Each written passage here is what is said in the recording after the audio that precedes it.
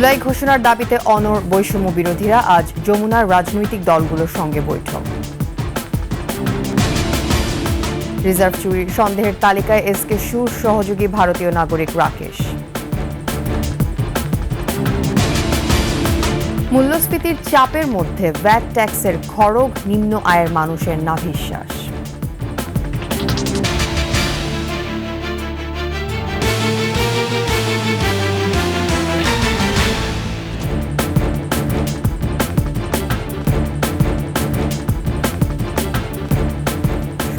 সংবাদ শিরোনাম, আমন্ত্রণ সকাল 9টার 21 সংবাদে আপনাদের সাথে থাকছি আমি তাসনিমা আফিফা।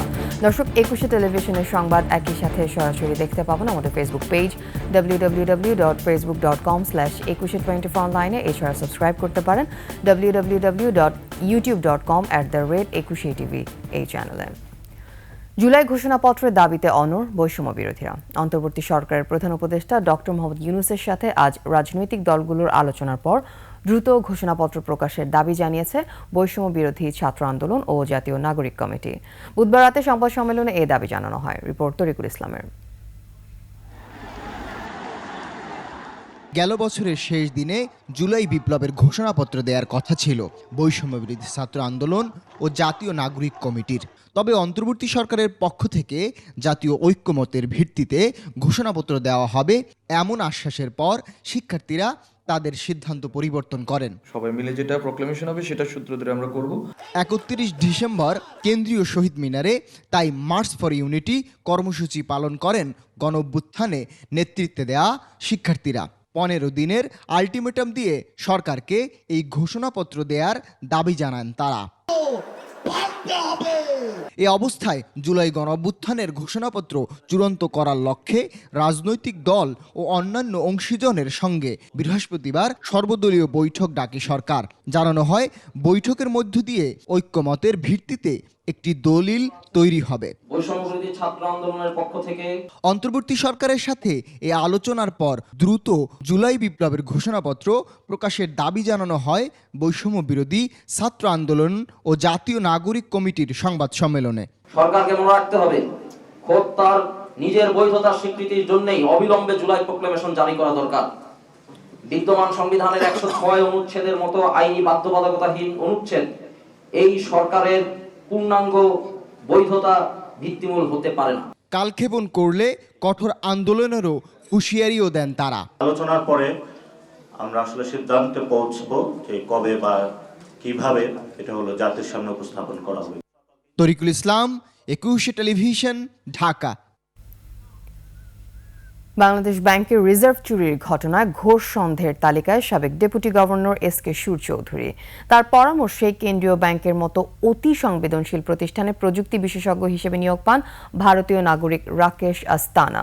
রিজার্ভ চুরির ঘটনা ফাঁস হওয়ার পরপরই বাংলাদেশ ছেড়েছেন রাকেশ। তবে রিজার্ভ চুরি সন্দেহের বেড়াজাল ভাঙতে পারেননি তিনি। এসকে সুর চৌধুরীও সন্দেহের বাহিরে নন। এছাড়াও ব্যাংক ও আর্থিক খাতে লুটপাটের অন্যতম সহযোগী বলা হয় এসকে সুর চৌধুরীকে। রিপোর্ট রাজীব জামানের। গভর্নর ডক্টর আতিউর রহমান, তবে কেন্দ্রীয় ব্যাংক চালান ডেপুটি গভর্নর এসকে সুর চৌধুরী। একটা সময় এটি ছিল ওপেন সিক্রেট। এ কারণে ব্যাংক খাতের মাফিয়া চক্রের সদস্যরা এসকে সুর চৌধুরীকে গভর্নরের চাইতেও দিতেন বেশি গুরুত্ব।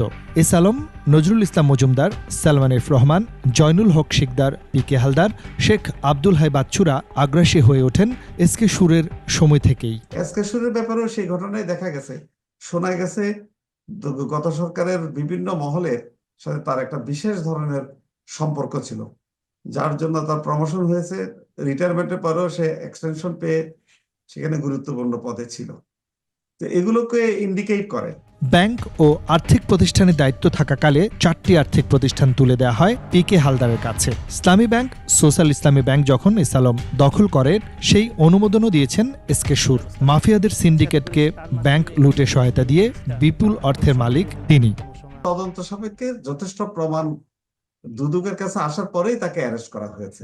এই ব্যাপারে বোধহয় আর কোনো সন্দেহের অবকাশ নেই। 2012 থেকে 2018 সাল পর্যন্ত বাংলাদেশ ব্যাংকের ডেপুটি গভর্নর ছিলেন এসকে সুর চৌধুরী। তার মেয়াদেই 2016 সালে হ্যাকিংয়ের মাধ্যমে বাংলাদেশ ব্যাংকের $810 মিলিয়ন রিজার্ভ চুরি হয়। জনমনে ব্যাপক সন্দেহ রয়েছে হ্যাকিংয়ের ঘটনায় ভারতীয় নাগরিক কথিত প্রযুক্তিবিদ রাকেশ আস্তানা জড়িত থাকতে পারেন। এই রাকেশ আস্তানা হ্যাকিংয়ের কয়েক মাস আগে বাংলাদেশ ব্যাংকে নিয়োগ পান, আর তার নিয়োগে এসকে সুর চৌধুরীর প্রভাব ছিল। হ্যাকিং হওয়া থেকে শুরু করে এখন পর্যন্ত যতগুলো অপরাধের সাথে বাংলাদেশ ব্যাংকের কর্মকর্তারা জড়িত, সবগুলোতে তার নাম সবার শীর্ষে আসছে। যাদের ফ্যাসিলিটেশনের কারণে এই ধরনের দুর্নীতি বা এই ধরনের করাপশনগুলি হয়েছে, অনলি তাদেরকে অ্যাকাউন্টেবল করে তাদেরকে আইনের আওতায় আনা উচিত। যদি আনা হয় তাহলে ভবিষ্যতে এই ধরনের ঘটনা পুনরাবৃত্তি আর হবে না। অবৈধ সম্পদ অর্জনের অভিযোগে এসকে সুর চৌধুরী ও তার স্ত্রী কন্যার বিরুদ্ধে মামলা হয়েছে। এসকে সুর চৌধুরী এখন কারাগারে। রাজীব জামান, একুশে টেলিভিশন, ঢাকা। এমনিতেই গত কয়েক বছর ধরে টানা মূল্যস্ফীতির চাপ, তার উপর অর্থ বছরের মাঝামাঝি এসে শতাধিক পণ্যে নতুন করে ভ্যাট আরোপ, সব মিলিয়ে চারপাশে অসহায় মানুষের বোবাকানার গোঙানি। সেসব মানুষের কথা তুলে ধরছেন মাহিলা ইসলাম। দিনমজুর মোহাম্মদ আলী মোটের কাজ করে 5 সদস্য সংসার চালাতে হয় তাকে। এক বছরের ব্যবধানে আলীর কাঁধে 1.5 লাখ টাকার দেনার বোঝা।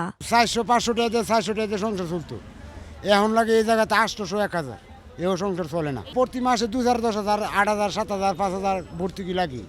স্বামীহারা এই পোশাক শ্রমিকের পক্ষে একমাত্র সন্তানের জন্য পড়াশোনার খরচটা জোগাতে হিমশিম অবস্থা। যদি গার্মেন্টস কোম্পানি ভালো হয় অবশ্যই ঠিক মতো স্যালারি দেয়, স্যালারি দিলে কোনো রকম চলে যায়। হারামাস দোকান বাকি খাইলে দেখা যায় মাস শেষে ওইটা থাকে না। আমার ছেলেটা আগে লেখাপড়া করতো, এখন করে না। আমার ছেলেটার ওর মামারা চালায়। জিনিসপত্রের আকাশ ছোঁয়া দামে উবার ড্রাইভার কিংবা ক্ষুদ্র ব্যবসায়ী সবার জীবনই এখন নাভিশ্বাস। হায় হুতাশ ছাড়া তাদের জীবনে এখন যেন আর কোনো সম্বল নেই। বাজারে ঘুরলেই তো সবকিছুই আর কি এলোমেলো লাগে আর কি। সরকারি বেতন ছিল বা অন্য যে কাজকাম ছিল তো ওগুলার তো বাড়ে নাই, বেতন ভাতা বা কোনো কাজকামে কোনো অগ্রগতি নেই। বছরের মাঝামাঝি এসে আচমকা শতাধিক পণ্যের উপর বাড়তি ভ্যাট চাপিয়ে দেয়ায় বেড়েছে শুধু মানুষের অসহায়ত্ব। 5ই আগস্টের বিপ্লবের পরের যে অবস্থান, এই অবস্থানটা আমাদের জন্য খুব কঠিন একটা ফেস করতে হচ্ছে। যেখানে আমাদের এখন নিজেরা চলতে আমাদের না বিশ্বাস, সেখানে ব্যাড ট্যাক্স। তাদের সবার একটাই কথা, বর্তমান সরকার জনগণের সরকার হয়ে থাকলে সাধারণ মানুষের কথা কেন ভাবছে না? মাহিলা ইসলাম, একুশে টেলিভিশন, ঢাকা।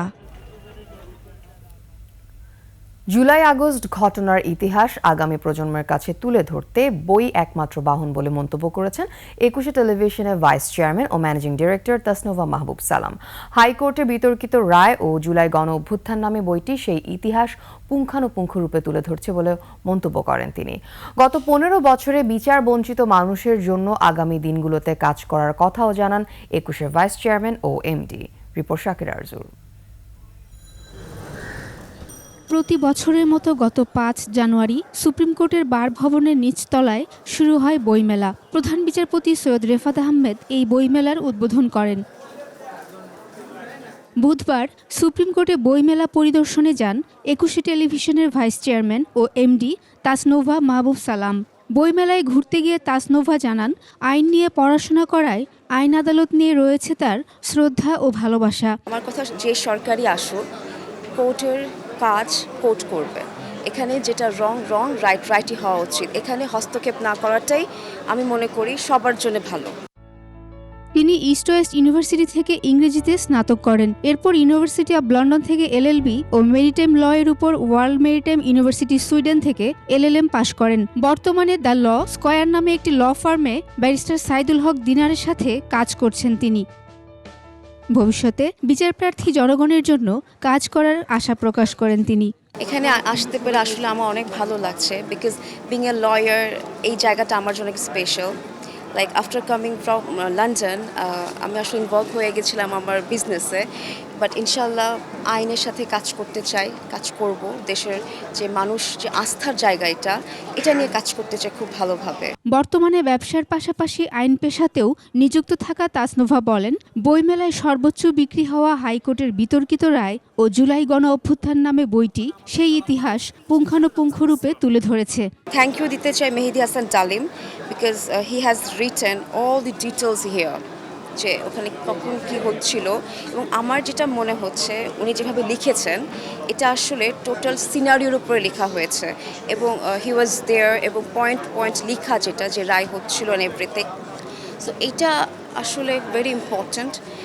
এই বইটা সবার পড়া উচিত, আমাদের জেনারেশন বলেন বা সামনে যারা আসবে সবার এটা জানতে হবে। বইটির লেখক জানান, একটি রায়কে কেন্দ্র করে ছোট আকারে শুরু হওয়া আন্দোলন কিভাবে গণ অভ্যুত্থানের রূপ নেয় তা ধারাবাহিকভাবে তুলে ধরেছেন তিনি। গণ অভ্যুত্থানের রূপ নিল সেই ধারাবাহিক কর্মসূচিগুলো এবং অন্দরমহলের অনেক চাঞ্চল্যকর ঘটনা, যেগুলো সাধারণত কোনো পত্রিকাতে আসেনি এবং কেউ জানেও না। আমি যেহেতু এই আদালতে অনেক দিন ধরে আমি কাভার করি, সেইখান থেকে আমি এই তথ্যগুলো তুলে এনেছি এই বইতে।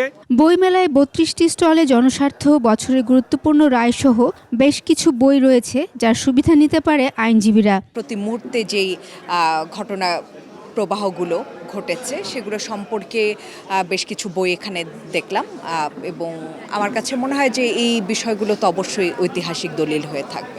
বইমেলার বিক্রেতারাও জানান, বই কিনতে আইনজীবী ছাড়াও আসছেন অন্য পেশার মানুষজন।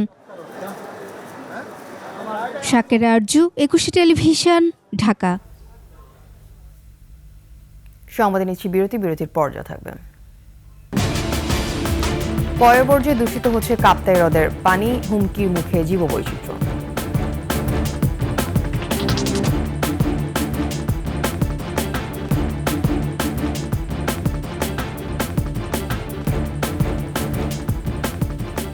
আপনারা দেখছেন সকাল 9টার 21 সংবাদ। কাপ্তাই হ্রদে পয়ঃবর্জ্য ও ময়লা আবর্জনা ফেলায় দূষিত হচ্ছে পানি। প্রতিদিন কয়েক টন পয়ঃবর্জ্যে হ্রদের মাছ ও জীববৈচিত্র্য মারাত্মক হুমকির মুখে পড়েছে। দূষণ রোধে সচেতনতা সৃষ্টি সহ আইনি ব্যবস্থা নেয়ার দাবি বিশিষ্টজনদের। রাঙ্গামাটি প্রতিনিধি সত্রং চাকমার পাঠানো তথ্যচিত্রের ডেস্ক রিপোর্ট। রাঙামাটির অর্ধেকের বেশি মানুষ কাপ্তাই হ্রদের পানি গোসল ও রান্নাবান্নায় ব্যবহার করে। খাবার পানির উৎসও এটি, কিন্তু বসতবাড়ির পয়ঃবর্জ্য ও ময়লা আবর্জনা ফেলায় দিন দিন এই হ্রদ ভাগাড়ে পরিণত হচ্ছে। রাঙামাটি শহরের সমস্ত পয়ঃবর্জ্য লাইন হচ্ছে কাপ্তাই হ্রদে, এটি মনিটরিং কোনোভাবে হয় না। লেকের কারণে আমরা বিদ্যুৎ পাচ্ছি ঠিক, কিন্তু সেই লেক এখন দিনের পর দিন ভাগাড়ে পরিণত হতে যাচ্ছে। এছাড়া হ্রদের পাড়ে গড়ে ওঠা sawmill, filling station, bus truck terminal, রেস্তোরাঁর বর্জ্য ছাড়াও ইঞ্জিন চালিত নৌযানের রাসায়নিক পদার্থ ফেলা হয় এই পানিতে। দক্ষিণ এশিয়ার অন্যতম বৃহত্তম কৃত্রিম কাপ্তাই হ্রদকে দূষণের হাত থেকে বাঁচাতে সচেতনতা বৃদ্ধি সহ পরিবেশ বিরোধী কর্মকাণ্ডে জড়িতদের বিরুদ্ধে ব্যবস্থা নেওয়া দরকার মনে করেন বিশিষ্টজনেরা। বাংলাদেশ প্রতিদিন আইন আছে, এই আইনগুলো যে প্রয়োগ করি এর মাধ্যমে রোধ করা যায়। গবেষক জানান, জরিপে দেখা গেছে হ্রদের শহরের অংশে প্রতিদিন 3 মেট্রিক টন বর্জ্য ফেলা হয়। এতে পানি বিষাক্ত হয়ে ব্যবহারের অযোগ্য হয়ে পড়েছে দিন দিন। এমন কতগুলো জায়গা আছে যেখানে মানে একবারে মানুষের স্নান করারও কোনো উপযুক্ত নেই পানিগুলো। কাপ্তাই হ্রদের দেখভাল করার দায়িত্ব স্থানীয় পৌরসভার হলেও এ নিয়ে কাজ করতে চান রাঙামাটি পার্বত্য জেলা পরিষদ। কাপ্তাই হ্রদের সুষ্ঠু ব্যবস্থাপনার বিষয়ে আমার উপর সরকার কর্তৃক যে কোনো ধরনের দায়িত্ব প্রদান করা হলে এলাকাবাসীর স্বার্থে আমি তা নিষ্ঠার সহিত পালন করব। 1960 সালে কাপ্তাই কর্ণফুলী নদীতে বাঁধ দেয়ায় 725 বর্গ কিলোমিটার এলাকা জুড়ে তৈরি হয় এই হ্রদ। এই বিশাল জলাধারের উপর ভিত্তি করে গড়ে উঠেছে জলবিদ্যুৎ কেন্দ্র। Banushree Dolly, desk report, 21 television. এবার আভিভা ফিন্যান্স লিমিটেড বাণিজ্য সংবাদ।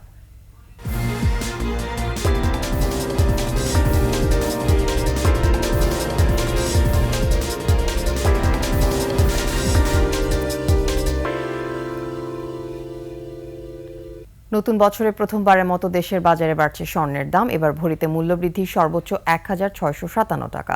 বাংলাদেশ জুয়েলার্স সমিতির পুনর্নির্ধারিত দাম অনুযায়ী ভালো মানের অর্থাৎ ২২ ক্যারেটের প্রতি ভরি স্বর্ণের দাম বেড়ে হয়েছে ১,৩৯,৪৪৩ টাকা। এছাড়া ২১ ক্যারেটের প্রতি ভরি ১,৩৩,০৯৮ টাকা, ১৮ ক্যারেটের প্রতি ভরি ১,১৪,০৮৬ টাকা এবং সনাতন পদ্ধতির প্রতি ভরি স্বর্ণের দাম ৯৩,৬৭৪ টাকা নির্ধারণ করা হয়েছে। এদিকে স্বর্ণের দাম বাড়লে অপরিবর্তিত থাকছে রূপার দাম। স্বর্ণের নতুন এই দাম বৃহস্পতিবার থেকে কার্যকর হবে বলে জানিয়েছে জুয়েলার্স সমিতি।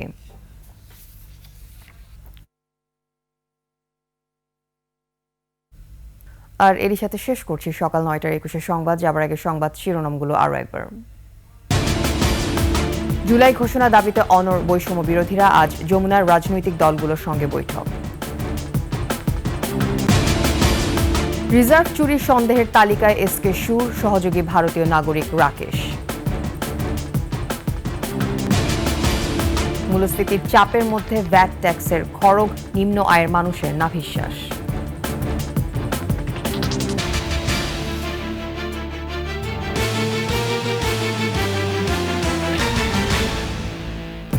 সর্বশেষ খবর জানতে ডায়াল করুন 2021 নম্বরে, ভিজিট করুন ekushe-tv.com এই ওয়েবসাইটে। এছাড়া ফেসবুকে লগ ইন করতে পারেন www.facebook.com/ekushe24 অনলাইনে। এছাড়া সাবস্ক্রাইব করতে পারেন www.youtube.com/ekushetv এই চ্যানেলে। এতক্ষণ সাথে থাকার জন্য ধন্যবাদ। আমাদের পরবর্তী সংবাদ বেলা 11টায় দেখার আমন্ত্রণ রইল। একুশের সাথে।